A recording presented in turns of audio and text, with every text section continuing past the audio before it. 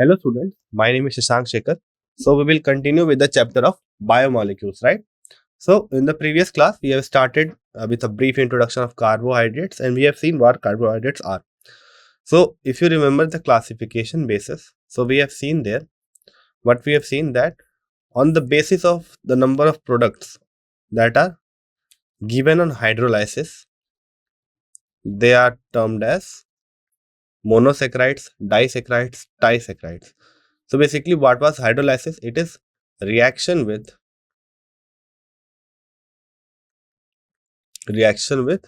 water. Okay, it is simply reaction with water, and if we do not get any further product on hydrolysis, then we term at them as monosaccharides. If we get two monomeric units, then we tell them as disaccharides, right? Similarly, tri, we can go to tetra, penta, and a large chain, right? Talking about monosaccharide, so we have the example of glucose and fructose. They are disaccharide. Clear? So we have studied about this. Now today we will move to disaccharides, which are example lactose, maltose. Okay, clear? And at last we will move to a large number of chain containing carbohydrate, which is named as cellulose or starch, which is polysaccharides. Now disaccharides, trisaccharides, up till I think penta or hexa is called as oligosaccharides, right? Means greater than one but less than a specific number. Clear? So let us start our today's class. So if I look at the syllabus here, so we have covered the monosaccharides part, and today we are moving to DL configuration of this oligosaccharides. Got this point? Now let us see the content. So first of all, we will see an introduction of disaccharide. Then we will move to the examples. Okay. So starting from sucrose, moving on to maltose, lactose, and then polysaccharide. So we'll cover today. We will also cover the polysaccharide group, which includes starch, amylose and amylose pectin are the units of starch, and cellulose. So, what are disaccharides? So, disaccharides on hydrolysis produces 2 moles of same or different monosaccharides. Means they can be same or they can be different. Upon hydrolysis, if you hydrolyze 1 mole of say any disaccharide, and then you will get 2 moles of the same or different monosaccharide. Means the basic building block will be always monosaccharides. Now, the monosaccharides are joined together by an oxide linkage form. So, you will see that its name is glycosidic linkage, and it is basically formed by the loss of water. Okay, it is called as glycosidic linkage. Okay, so we will look at the examples. So, you will get an idea what a glycosidic bond looks like. So, starting from the sucrose. So, we will start from the sucrose. Okay. So this is the most common disaccharide, which on hydrolysis gives an equimolar mixture of D plus glucose and D minus glucose. What is the meaning of equimolar? Suppose we have 2 moles of disaccharides, then we'll get 1 mole of D plus glucose, okay, and 1 mole of fructose. And if we have suppose 3 moles of say disaccharide, then we will get 1.5 mole of glucose and 1.5 moles of fructose. Is it clear? That is the meaning of the equimolar word. So here is the reaction we have. The formula for sucrose is C12H22O11. We treat it with water. I told you that we simply react it with water. Now this will give us a mole of glucose, that is D plus glucose, and a mole of fructose, that is D minus fructose. Now you know what does the D stands for? So it is basically the position of the OH group. Okay, the last carbon that is present, its position, I think the last carbon, the position of the last carbon, the position of the OH on the last carbon decides whether it is glucose or D glucose or L glucose. If it is on the left side, it is L glucose. If it is on the right side, then it is D glucose. Now this plus and minus stands for the optical rotation. So if it is doing the rotation of the clockwise, then we term as anti-clockwise, then we term it as plus, and otherwise we term it as minus. Okay, are this notations clear? So therefore we have the D plus glucose and D minus fructose. Now how it is formed? So let us look at the structure of it. Okay, so here we have the structure of the sucrose. So you can see we have the beta D fructose. Why it is termed as beta again? So this should be noted. So you can see very clearly that the OH group is present on the upside. Okay, on the C1 carbon. I think on the C1 carbon. Wait a minute. So the attack goes from O to this side. So CH2OH. Okay. So we are attacking from O and we are going to 2. So for fructose, we will look at 2 position. Okay. So you can see very clearly that the CH2OH group was on the upside. Okay. For that reason, it is beta D fructose. And here on the first position, the OH group was on the downside. So basically, if it is on the downside, then we term it as alpha. If it is on the upside, we term it as beta. Clear? Is this point clear? So if I ask you to draw the structure of beta D fructose, so you will place H on the downside and CH2OH on the upside.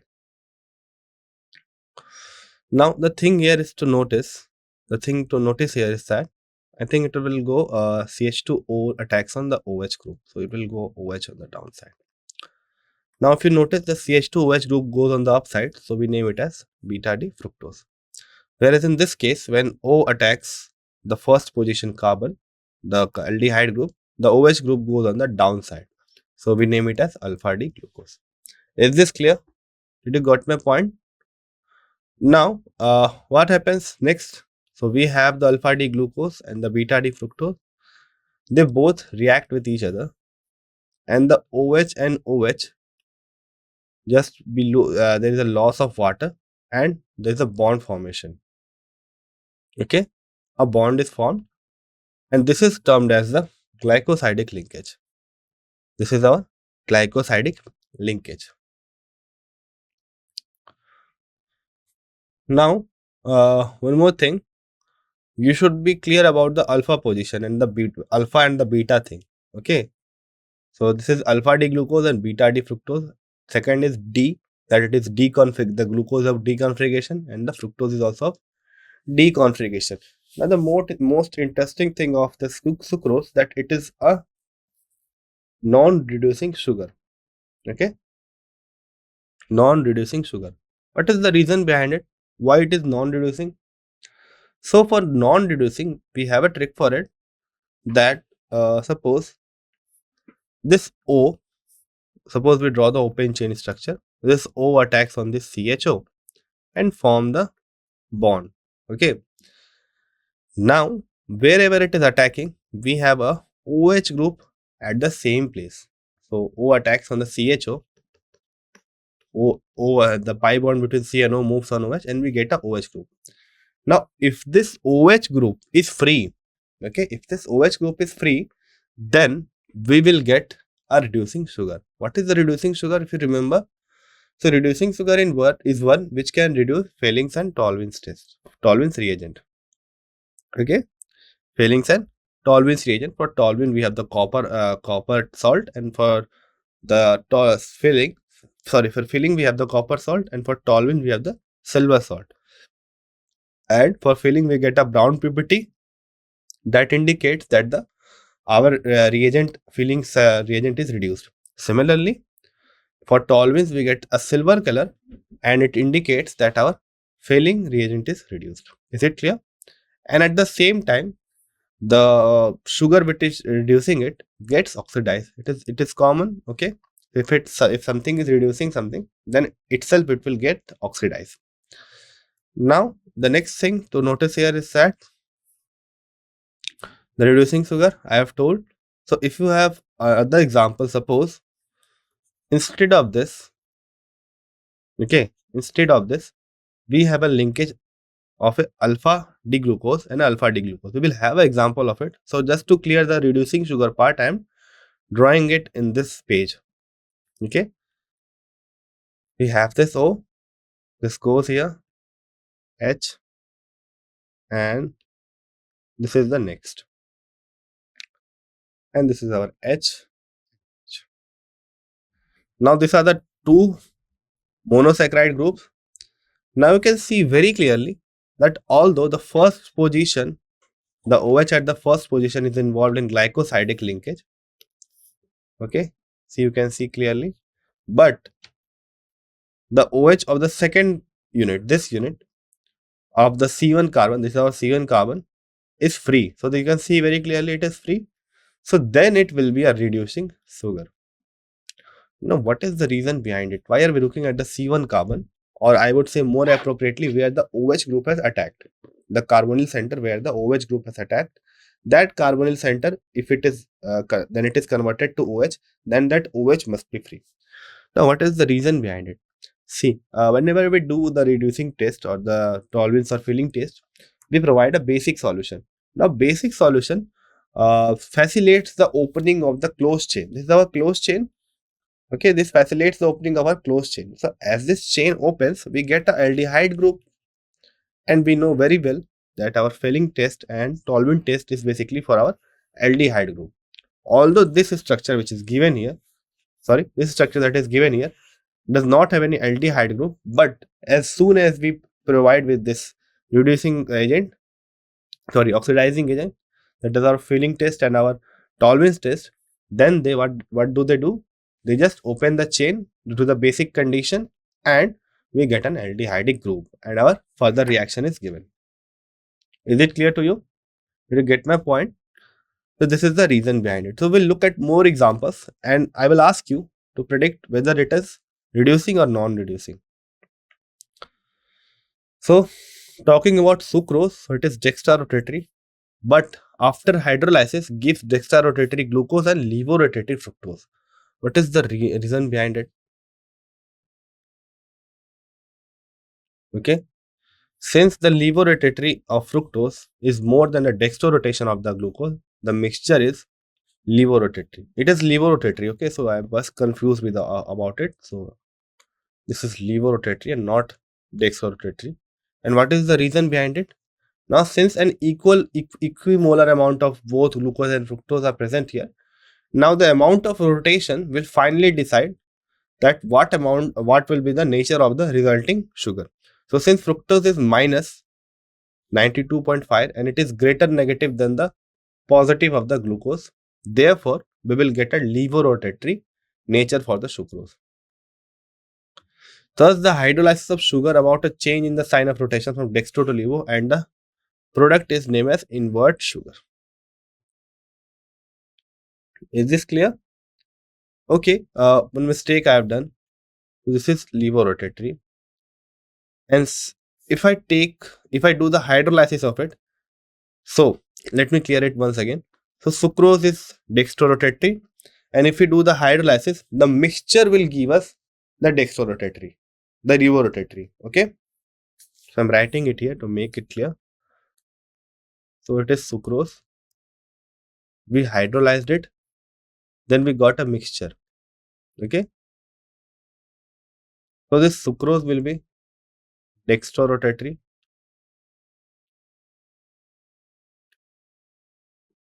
and this will be levorotatory.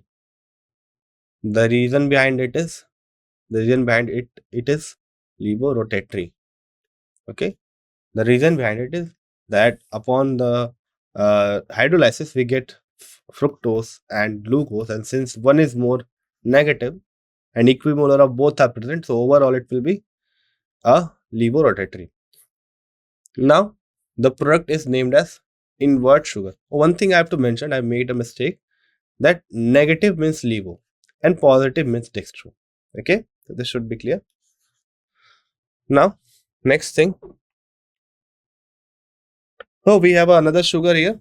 So first of all, this is our structure. I will give you time of suppose 10 seconds. Now just tell me quickly, or you can stop the watch and just try to think over it, that whether the given maltose sugar is reducing or not. Okay. So if I look at the structure, so we will quickly look at the C1 carbon. Okay. So what about the C1 carbon here? This is the C1 carbon. This is the C1 carbon. In exam, you will not be mentioned the C1 carbon, right? So you have to predict it with the help of where the CO is attacked. You have to predict it. So you can see very clearly the O was attacked here. It must have attacked here because this cannot be an aldehyde group and this cannot be an aldehyde group. Okay, because it's secondary carbon. Okay, so it cannot be an aldehyde group, but this one can be an aldehyde group and this one can be an aldehyde group, isn't it?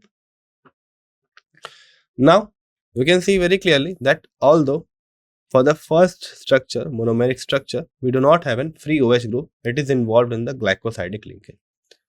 So this is our glycosidic bond. Okay.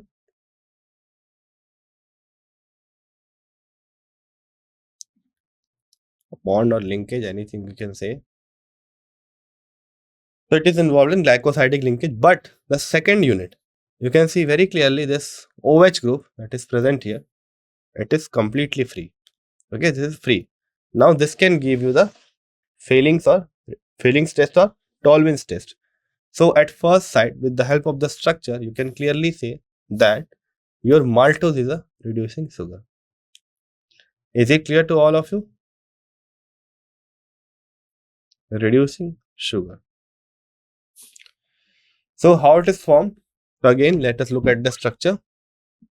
So it is composed of 2 alpha D glucose. So we have just taken the example of this only. Now C1 of the alpha D glucose is attached with the C4 of the alpha D second glucose or the unit 2. And the free aldehyde group can be produced at C1 carbon, as I have told, of the second glucose, and it will show the reducing property. Hence, it is a reducing sugar. Is it clear to all of you? What are the things that is to be mentioned? So first of all, it is a reducing sugar because it has a C1. The C1 carbon has a OH group free. Next thing, it is composed of alpha D glucose, 2 units of alpha D glucose, and the linkage is between C1 of the first alpha D glucose with the C2 of the second, C4 of the second alpha D glucose. Now, this was about maltose. Now let us move to lactose. Okay. So if I ask you, what about lactose, whether it is reducing or not? Tell me, is it reducing or not? So it can be easily identified that it is a reducing sugar. Okay. It is a reducing sugar. Here is our group that we are looking for. Now this lactose is also termed as milk sugar because this lactose is responsible for the sweetness that is present in milk.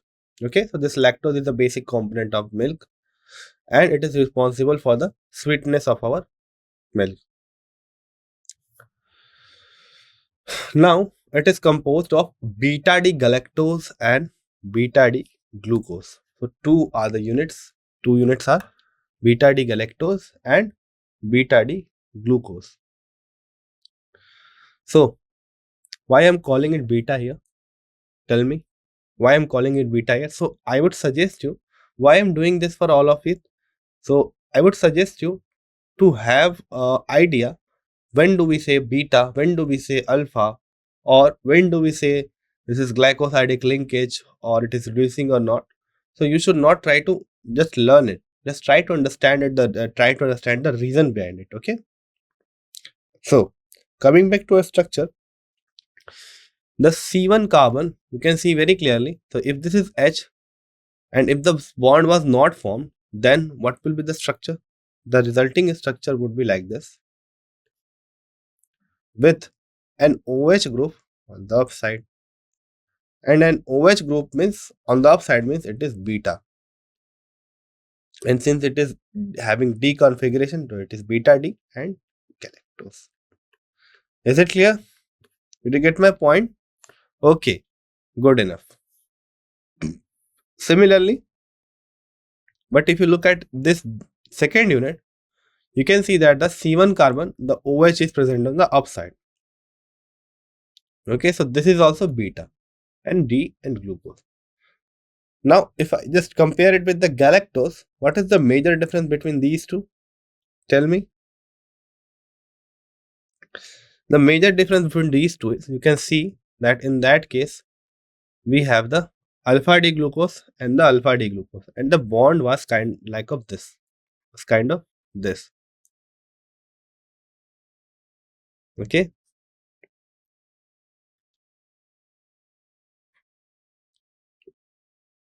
do you remember it? It was in this fashion. We're calling it alpha. H was on the upside, OH was on the downside. We're calling it alpha. Now, since the OH is on the upside, we are calling them beta. And this is galactose and this is glucose. Okay, C1, C4 linkage of galactose and glucose respectively, in which galactose is beta, glucose is also beta, and they are again equimolar. So it is not mentioned, but still it is equimolar. And the most important thing, it is a reducing sugar because it has a free OH group at the C1 carbon of the beta D glucose. So one question may be framed that what is the reason or what is the which unit is responsible for the reducing nature of lactose. So you will simply say it is beta D glucose because the beta D galactose has no free OH group. It is involved in glycosidic linkage.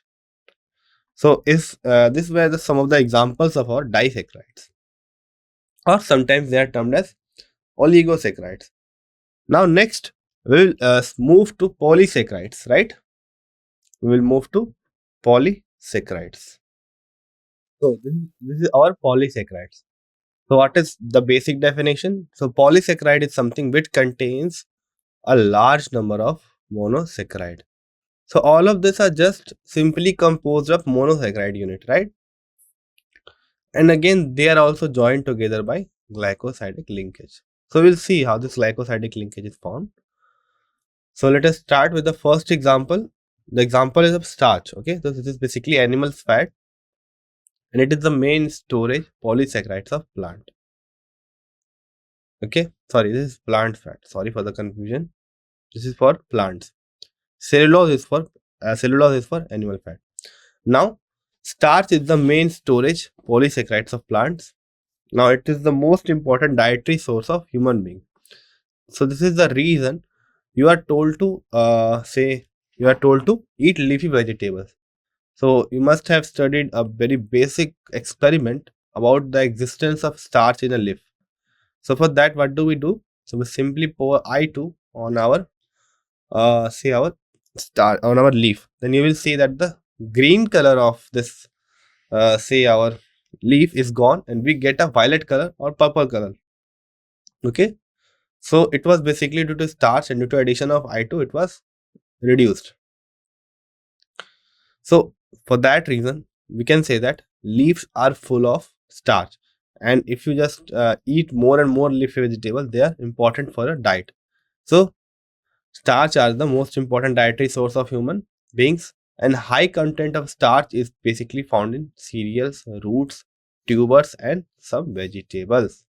Okay, clear? Now, talking about structure, it is basically a structure that is a polymer of alpha glucose, and it is consists of two components, that is amylose and amylopectin. So we'll get an idea what is an amylopectin is. The thing that is to be noticed here that it is composed, or it is a polymer of glucose. So what is the meaning of polymer here? So you have heard the word polythene, right? Polythene is a common word that is used in day-to-day life.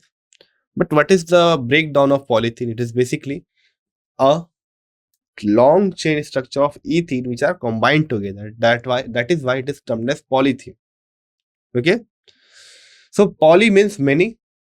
Okay. So and mer means units. So many units of when alpha glucose are combined, they are forming starch. Okay, they form starch.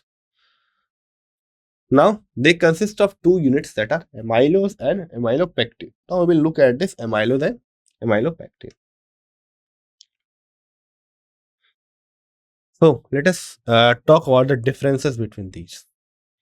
So here is the hydrolysis. If you do the hydrolysis in the presence of an acid, then you will get n moles of alpha D glucose. What you will get? N moles of alpha D glucose. Now, if I ask you, suppose I framed a question like this, that you learn about lactose. Okay. Now, if I ask you that we have completely hydrolyzed 10 moles of lactose, then what will be the products and what will be their amount? Say quickly, just try to think what it was composed of. Beta D galactose and beta D glucose. Now, since 10 moles are present, so each mole of lactose will contain 2 moles of each of these. So therefore, we will get 10 moles of both beta D galactose and beta D glucose.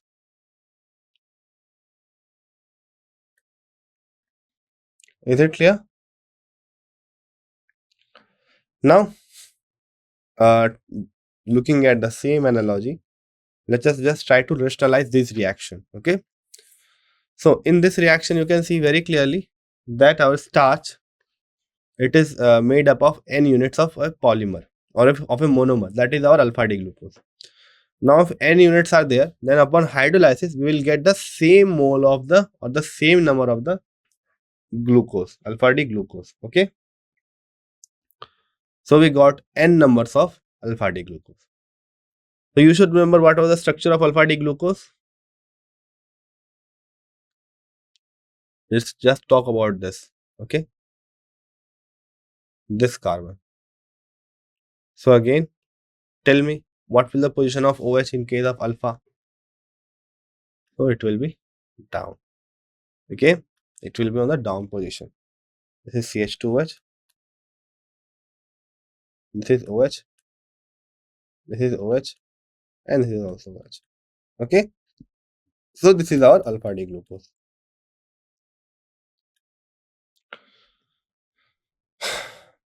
Now let us talk about the differences between these two. So basically, if I talk about starch, so it is composed of two components. So we have seen this, amylose and amylopectin. So amylose is water soluble. Okay, so this fraction of starch is water soluble, whereas the amylopectin is water insoluble. Okay, amylopectin is water insoluble. Now talking about the composition that it supports of starch. So 20% of the starch is made up of amylose, whereas 80% of starch is made up of amylopectin. Now, since we can see very clearly that most of the starch is made up of amylopectin and amylopectin is water insoluble, therefore we can say that starch is majorly water insoluble. Now, it is straight chain of D-glucose unit and this one is branched chain of D-glucose unit. So, we'll see how it is branched, what is the structure that is adopted for branching. Now, talking about the linkage, it is again 1,4 linkage. So, if I ask you to draw 1,4 linkage, how will you draw it? Tell me. Simple. We'll just, this is our first carbon. Okay.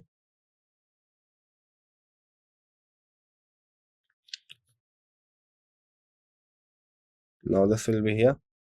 H, OH, OH. This is CH2OH. Okay.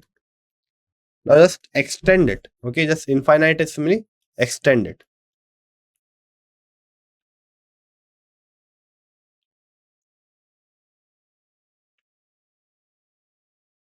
So you will get here H, right? Here will be oxygen. Here it will be CH2OH, then O. Okay, so you just keep on extending. Then I'm just representing the stretching with curly bracket. Okay. Similarly, here it will be OH, and here it is also OH. And on right side also it will be extended similarly. Okay.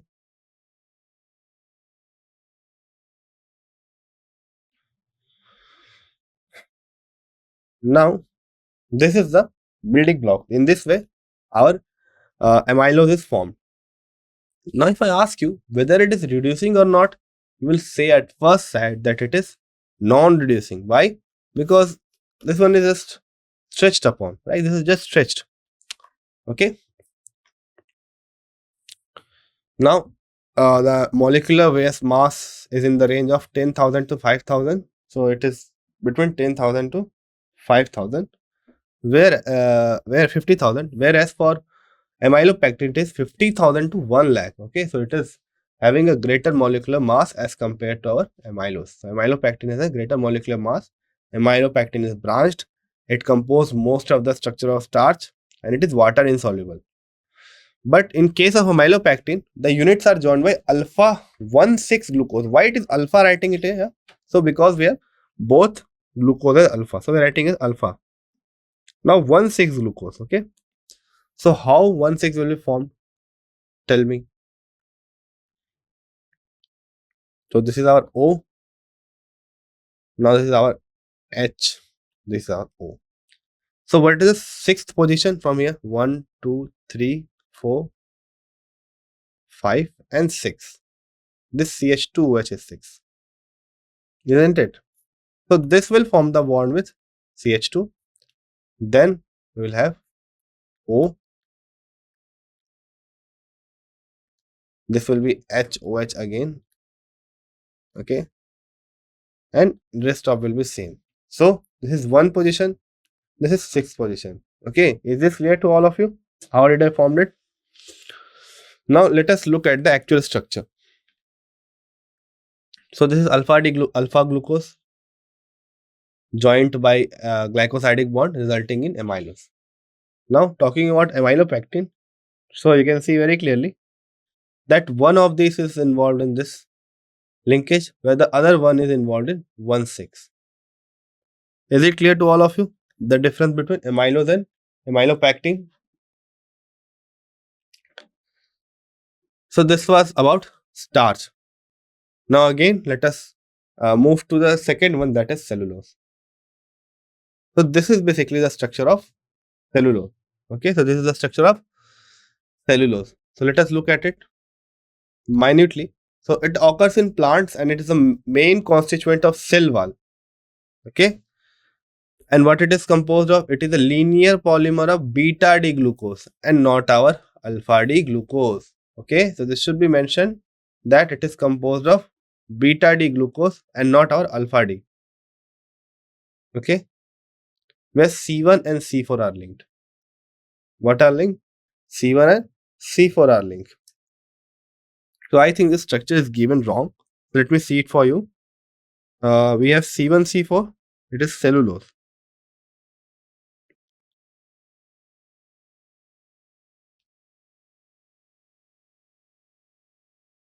So we will have cellulose structure.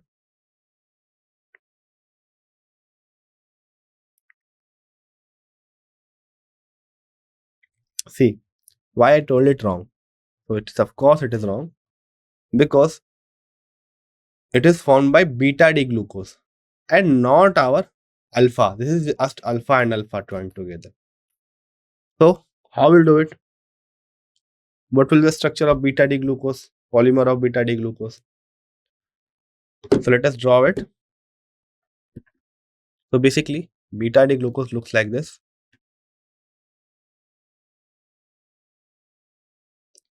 So for beta D, what will the position of OH? So it will be on the upside. Okay.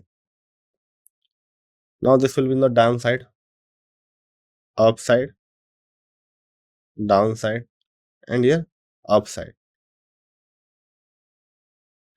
So this is our beta D glucose. We'll draw one more structure.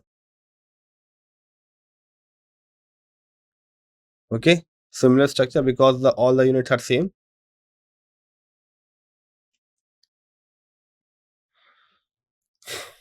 Is it clear? This is CH2OH. This is OH, OH, OH, and OH. So if you just try to link both of this is first position. Okay, this is first position.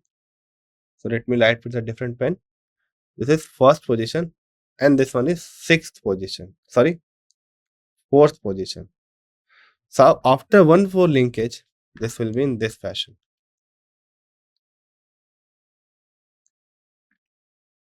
Okay. Now, similarly, since it is a polymer, this will just go on stretching. Okay, this will just go on stretching. It will be again. We will get one more unit. This will be in turn again attached to the another one. Basically, it is a very long one. Okay, so I'm just drawing few components of it. I'm not drawing the whole of it. You cannot draw it. Okay, it is just practically not possible.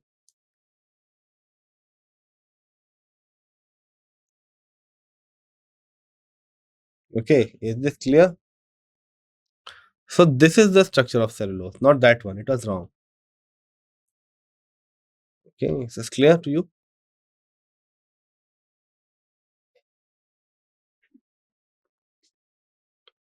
Now, if I just try to summarize all of those, so let us just draw a table out of this. Okay, so it is very important to just summarize all of this. So first we started from sucrose, right? We started from sucrose. What were the building units? Beta D glucose and beta D fructose.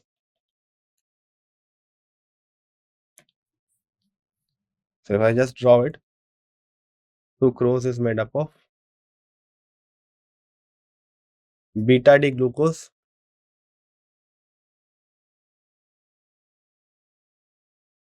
and beta D fructose.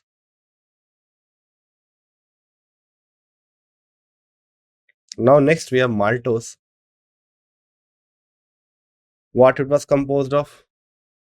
Alpha D glucose and again one more mole of alpha D glucose.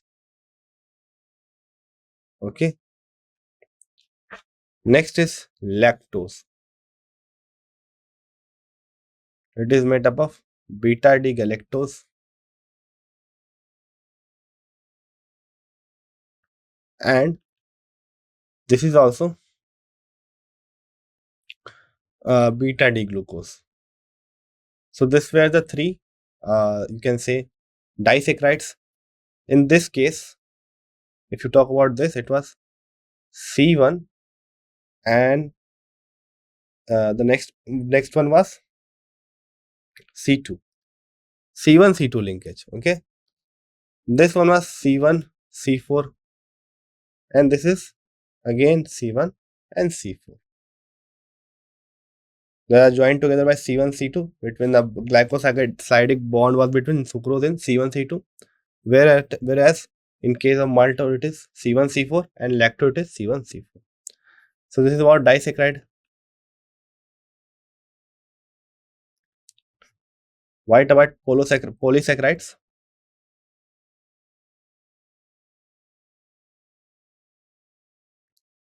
So we have two examples, starch and second one is cellulose. Starch is only composed of alpha D glucose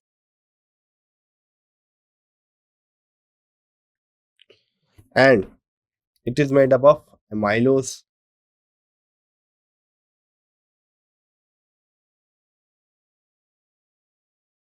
and amylopectin.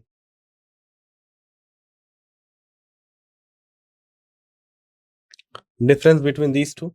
although they are made up of same alpha D glucose, but this is C1, C4, which is linear and not branched. It is C1, C6 and C1, C4 both. So this is branched, okay? This is not branched, this is branched. Its atomic mass is approximately 10,000 to 50,000, and for amylopectin it's not greater than 50,000. Now amylose made up of 20% of starch, whereas amylopectin made up of 60% of starch. Okay, is this clear to all of you? Now next we have a example of cellulose. So as I have told you, so it is made up of only beta D galactose. Okay, galactose. Oh, one more difference was this amylose is water soluble and amylopectin is water insoluble. So this cellulose made up of beta D glucose.